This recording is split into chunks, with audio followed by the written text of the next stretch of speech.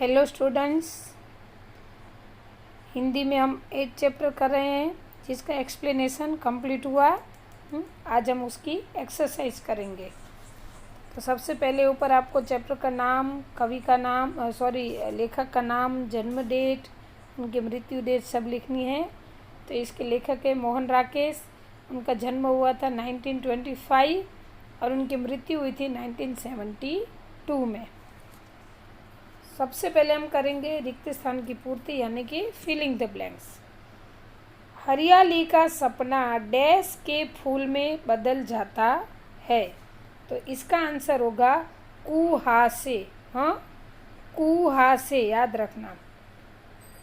Second है मैदान dash आभा ओढ़ लेता है। तो इसका आंसर होगा सुरमई। थर्ड है मैदान की यह खामोशी भी जो दिन के समय इतनी डैश हो जाती है। तो इसका आंसर होगा वाचाल। फोर्थ है पहली बार लेखक डैश भर में सारा गुलमर्ग देख आया था। तो इसका आंसर होगा घंटे भर में। हाँ, वापस से रिपीट कर देती हूँ। हरियाली का सपना डैश के फूल में बदल जाता है तो कुहासे। सेकंड होगा मैदान डैश आभा ओढ़ लेता है। तो इसका आंसर होगा सुरमई। थर्ड है मैदान की यह खामोशी भी जो दिन के समय इतनी डैश हो जाती है। तो इसका होगा वाचाल। फोर्थ है पहली बार लेखक डैश भर में सारा गुलमर्ग देख आया था। तो इसका आंसर होगा घंटे भर में। तो स्टूडेंट्स, यहाँ पे फिलिंग द ब्लैंक्स कंप्लीट तो हुई है, लेकिन लेसन में से भी आपको पूछा जा सकता है। तो आपको पूरा लेसन पढ़ना ही होगा। अब है MCQs। गुलमर्ग में सपने क्या बनकर उगते हैं? तो आंसर होगा फूल। सेकंड है गुलमर्ग में व्यक्ति केवल यह खेलने नहीं आता। तो इसका आंसर है गोल्फ। थर्ड है सैलानियों की पंक्तियाँ क्या दौड़ाती नजर आती है? तो इसका आंसर होगा घोड़े। फोर्थ है हरियाली का सपना किसके फूल में बदल जाता है? तो आंसर होगा कुहासे के। और फिफ्थ है सूरज चमकेगा तो इसका आंसर होगा नया सपना जन्मेगा। हाँ,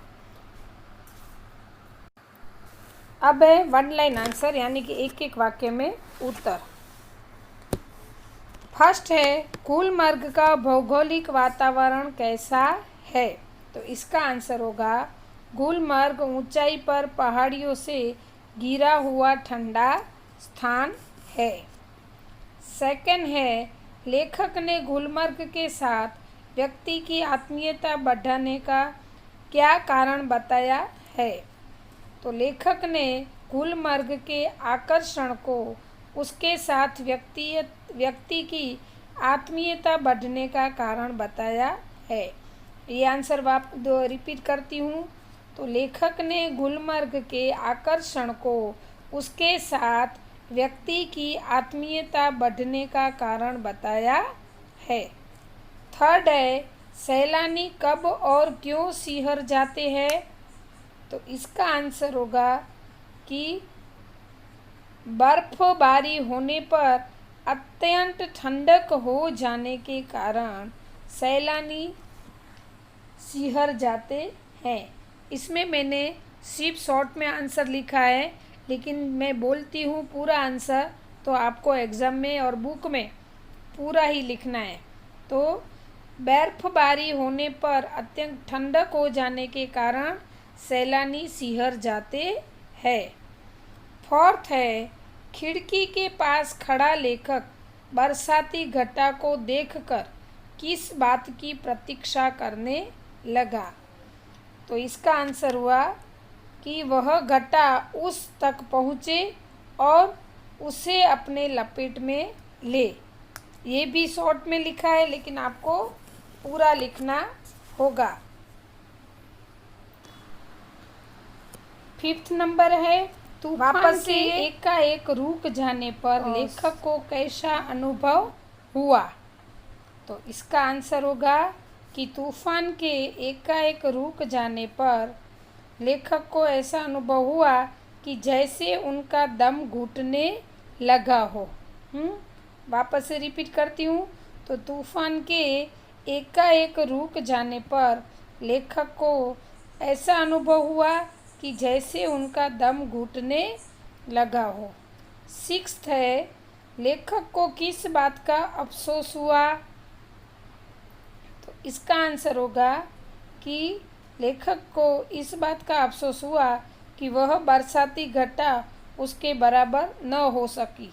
ऐसे भी लिख सकते हो और पहले आंसर लिखिए कि वह बरसाती घटा उसके बराबर न हो सकी या तो लेखक के बराबर न हो सकी, इस बात का लेखक को अफसोस हुआ।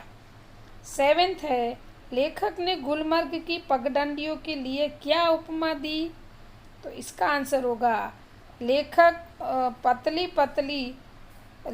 ने गुलमर्ग की पगडंडियों के लिए पतली पतली नरम बाहों की उपमा दी। वापस से रिपीट करती हूँ कि लेखक ने गुलमर्ग की पगडंडियों के लिए पतली पतली नरम बाहों की उपमा दी। तो यहाँ पर ये 1 लाइन आंसर कंप्लीट होते हैं। ठीक है, आपको पहले भी बताया वापस से कि इसमें आपको फोटो जो दिया है उसमें शॉर्ट में आंसर है, लेकिन मैंने पूरे आंसर बोले हैं तो आपको नोटबुक में भी आंसर पूरे लिखने हैं, क्योंकि वरना आपको एग्ज़ाम में प्रॉब्लम होगा। तो एग्ज़ाम में शॉर्ट लिखोगे तो वो नहीं चलेगा, पूरे लाइन में आपको आंसर लिखना होगा। तो चलो अब हम करेंगे 2-3 वाक्यों में उत्तर। गुलमर्ग से विदा होते समय सैलानियों को कैसा एहसास होता है।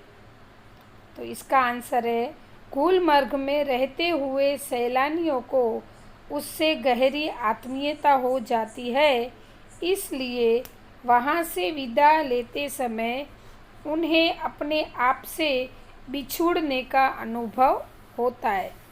रिपीट करती हूँ क्वेश्चन कि गुलमर्ग से विदा होते समय सैलानियों को कैसा एहसास होता है। तो गुलमर्ग में रहते हुए सैलानियों को उससे गहरी आत्मीयता हो जाती है, इसलिए वहाँ से विदा लेते समय उन्हें अपने आप से बिछोड़ने का अनुभव होता है। सेकंड क्वेश्चन है लेखक ने गुलमर्ग के दिन को वाचाल क्यों कहा। तो इसका आंसर होगा गुलमर्ग में रात आते ही सब कुछ खामोश हो जाता है। दिन में सैलानियों के कारण वहाँ बहुत चहल पहल रहती है, इसलिए लेखक ने गुलमर्ग के दिन को वाचाल कहा है।